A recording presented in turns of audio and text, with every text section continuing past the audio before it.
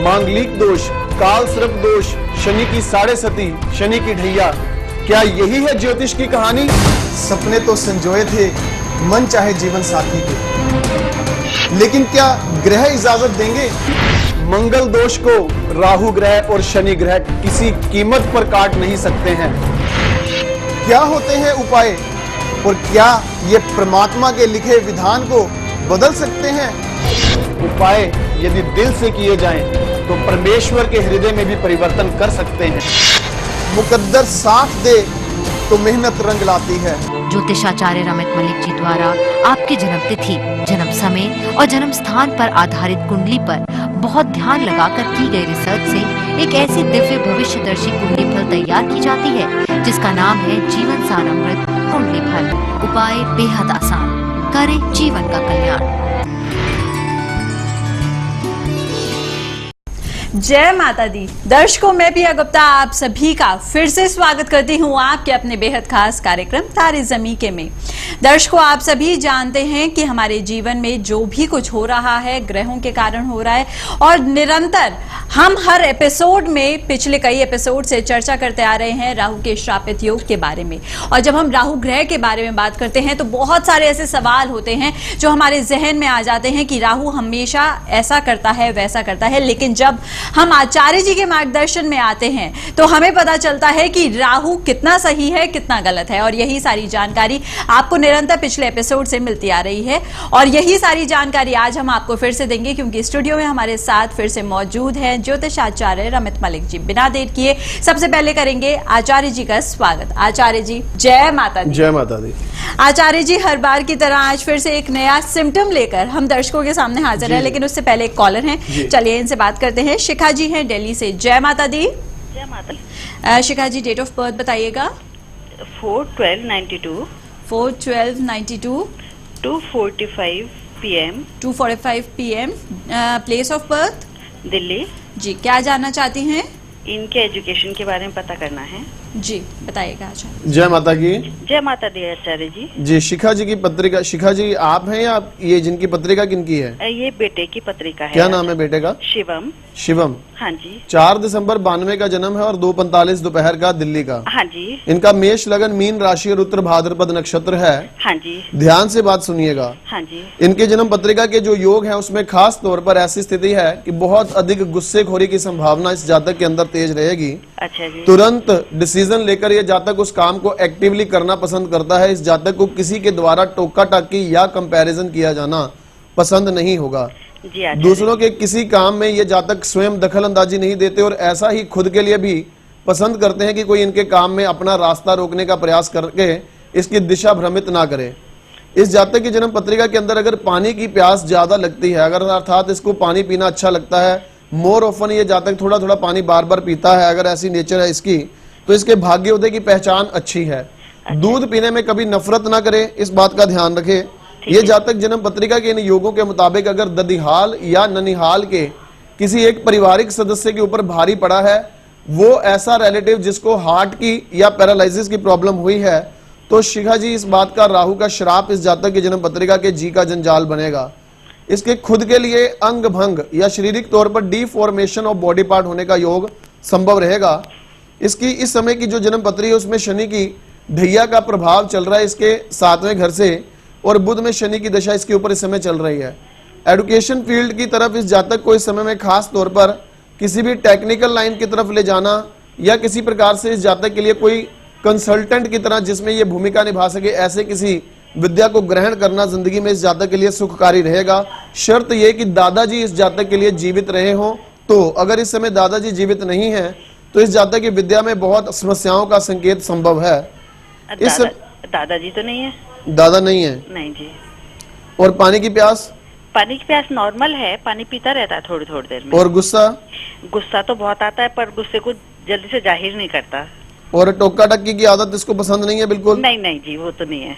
समझ गए आप सारे संकेत।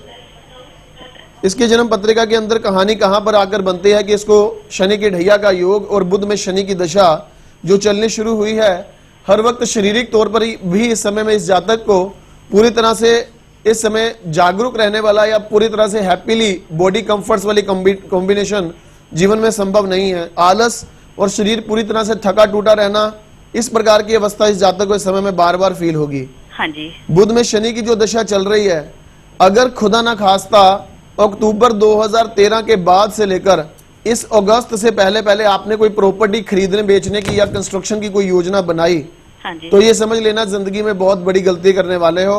इसकी जिंदगी के लिए, इसकी स्टडी के लिए, इसके आने वाले समय की स्थितियों के लिए बहुत नेगेटिव खड्डा खुद जाएगा। अच्छा जी। कोई प्रॉपर्टी मत खरीदना, कोई कंस्ट्रक्शन की योजना, रेनोवेशन की योजना अभी मत बनाइएगा। कोई अक्टूबर के बाद से अभी तक किया तो नहीं ऐसा काम? नहीं जी, अभी तो नहीं किया, करने का विचार था, वो छोड़ देंगे जी। हाँ बिल्कुल छोड़ देना, क्योंकि जितना जमीन को खोदोगे, जितना मकान को तोड़ोगे, हाँ इसकी किस्मत को तोड़ोगे, इसकी किस्मत की जमीन खोद दोगे, ये बात समझ लेना। ठीक है जी। इसलिए बहुत सारे लोग ये पूछते हैं अक्सर कि गुरुजी जैसे ही हमने कोई मकान शुरू किया हमारी तो टाइम फिस हो गई, हम तो पूरी तरह से बर्बाद हो गए। और पूरी तरह से जिन लोगों की जन्म पत्रिका के अंदर कॉम्बिनेशन, खास तौर पर शनि 10वें वाले को बोल दिया जाता है कि 48 साल के बाद मकान बनाना, उस बात से हालांकि मैं सहमत नहीं होता, लेकिन इसकी पत्रिका के लिए ये दोष बड़ा गंभीर है। अच्छा। अभी क्या विदेश को शुरू करवाई आपने? ये CS की प्रिपरेशन कर रहा है। CS मतलब as a consultant he will be giving his duties. Duties. तो that of course is really very good line of education. ये पर्सन उस लाइन में आगे बढ़े, इसके ऊपर परमात्मा का आशीर्वाद रहे, इसके लिए क्या उपाय करने वो समझा देता हूँ आपको। हाँ जी। एक बात ध्यान रखना, शिखा जी, इसको बोलना कि बेटा तेरी मम्मी का नाम S से है, इसलिए तेरी मिसेस का नाम S से नहीं होना चाहिए। ठीक है जी। लड़की S नाम की इसको विवाह करके नहीं लानी है, ठीक है खास जी। ध्यान रखना इस बात का। ठीक है जी। बुध में शनि की जो दशा चल रही है, अगर इसके फादर ने अपने जीवन में इस समय 3 या 3 से ज्यादा की प्रॉपर्टीज अपने नाम पे ली हुई हैं, हाँ जी। तो किसी प्रॉपर्टी को या तो सेल कर दें या किसी प्रॉपर्टी को आपके नाम पे शिफ्ट कर दें। ठीक है जी। ये जरूरी है कि इसके पापा के पास 3 से ज्यादा संपत्ति नहीं होनी चाहिए। ठीक है जी। उससे क्या होगा वो भी समझ लो। उससे क्या होगा कि इस जातक की मैरिड लाइफ 100% डिस्टर्ब हो जाएगी अगर इसकी शादी के वक्त इसके पापा के नाम पर 3 संपत्तियां या 3 से ज्यादा संपत्तियां हुई तो। ठीक है जी। इस जातक की जन्म पत्रिका के अंदर राहु का अष्टम भाव में सूर्य के साथ सूर्य ग्रहण दोष है, ठीक है। और राहु की दृष्टि चंद्रमा के ऊपर है, राहु की दृष्टि मंगल के ऊपर भी है। मतलब इसका लगन, इसका मन और इसकी आत्मा तीनों राहु के द्वारा पीड़ित हैं। इसलिए इसके राहु के श्राप की शांति के लिए एक त्रिकोणा मूंगा, एक माणिक और एक पुखराज जरूर धारण करवाइएगा, ठीक है। आचार्य जी, मूंगा इसको प्लेन लंबे वाला तो पहनाया हुआ है। कैप्सूल मूंगा मैं बहुत ज्यादा उसको उपयुक्त नहीं समझता इसके लिए। अच्छा जी। मेष लगन है, इसके लिए जीवन में त्रिकोणा मूंगा बहुत फ्रूटफुल रहेगा, क्योंकि मंगल इसका नीच राशि में चौथे घर में बैठा है। अच्छा। अन्यथा वाली बात सुन लो। हाँ जी। इसकी जन्म पत्रिका के अंदर अन्यथा क्या लिखा है कि इस जातक को अपनी स्टडीज के साथ साथ जितनी इसके पास किताबें होंगी उतनी इसके पास गर्लफ्रेंड भी होंगी। अच्छा। अर्थात इस जातक को जीवन में त्रिकोणा मूंगा पहनाइए, जिससे केवल और केवल विद्या का, माँ सरस्वती का सुख मिले।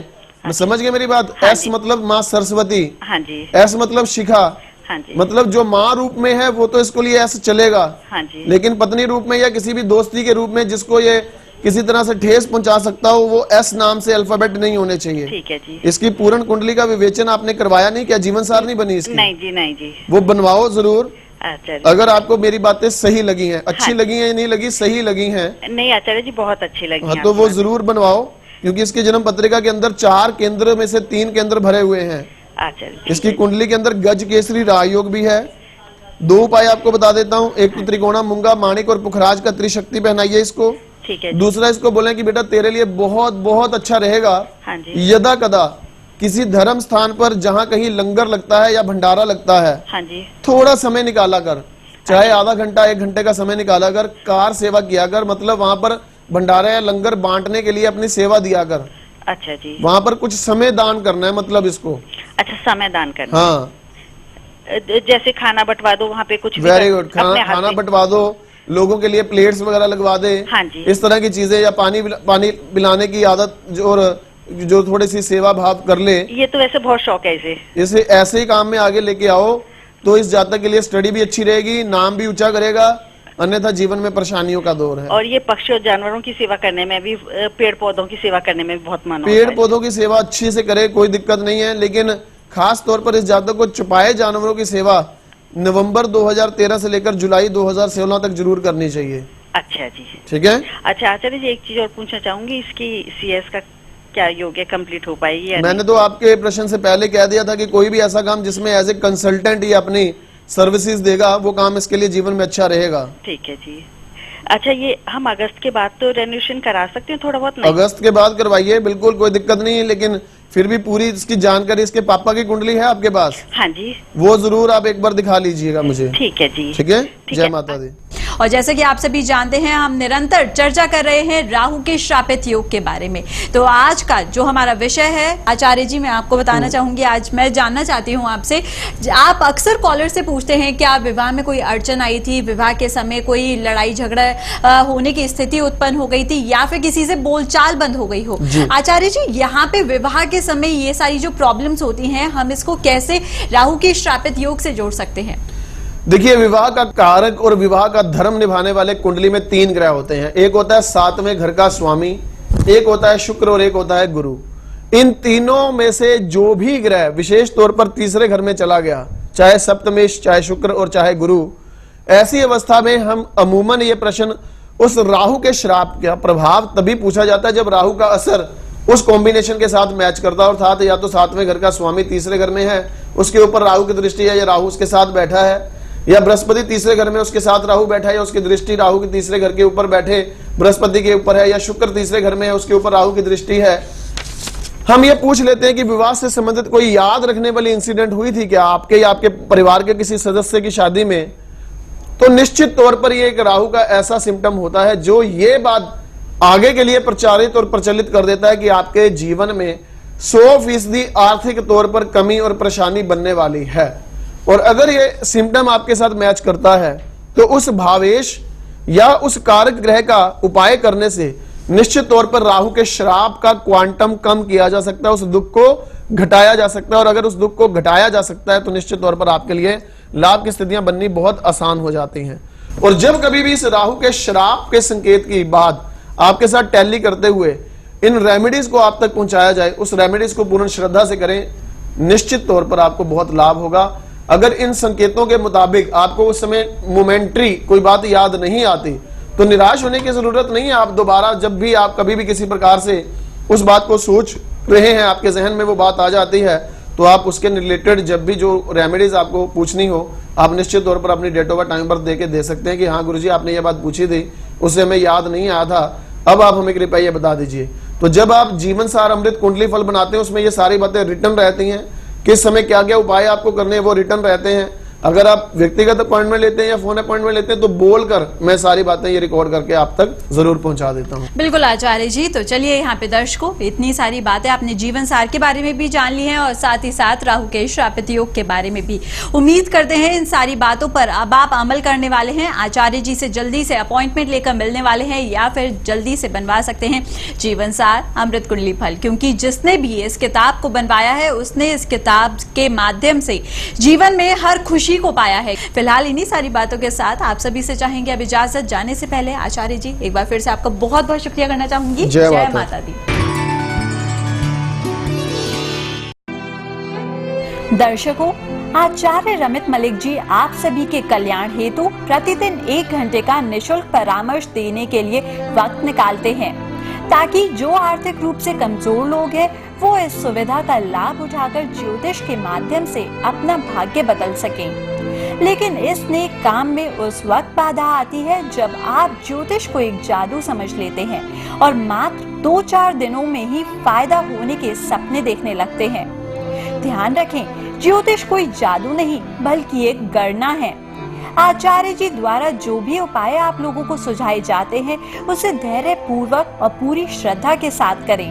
भरोसा रखें, माता रानी की कृपा से आपकी हर समस्या का समाधान जरूर होगा। यदि आपको 2-4 दिनों के उपायों से कुछ शुभ संकेत या रत्ती भर भी फायदा महसूस होने लगे तो अपने दिल की आवाज को सुनकर आप किसी अच्छे ज्योतिर्विद से पूर्ण हल हेतु कुंडली का संपूर्ण विश्लेषण शीघ्र ही करवा लें।